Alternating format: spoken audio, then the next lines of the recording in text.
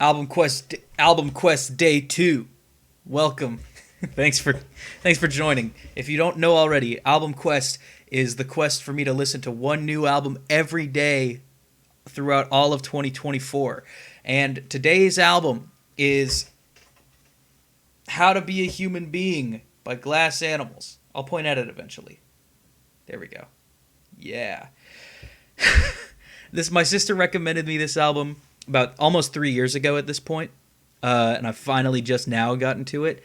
Uh, Glass Animals has like an interesting kind of style that they got going on. It's like a mix of kind of like indie pop with like electronic synth pop kind of stuff. I'm not really great with genres, but it does allow them a lot of kind of wiggle room on what they want to present their music as and how they want to experiment with this stuff. Let me show more of the tracks. Yeah, that's better. Um, this album isn't really blowing my mind, but it does have some interesting stuff that it explores. There's definitely some stuff to really dig into and sink your teeth into if you think it's worth the time. It might not be for you. Some people might think this is going to be just like generic stuff. Other people, I really think like if you're a fan of the alternative pop stuff, this is definitely going to be for you. Um, Personally, my favorite song is "The Other Side of Paradise." I had been listening to this one for years, and I just didn't even know that it was off of this album until today.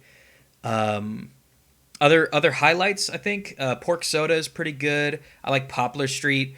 I was gonna say, like, for an album called "How to Be a Human Being," it's interesting that they have a song, at least on my interpretation of it, that is about like becoming a vampire, kinda, or like just having some kind of like all-consuming thing. I don't know. Maybe the whole album is like that. This is just a first impression.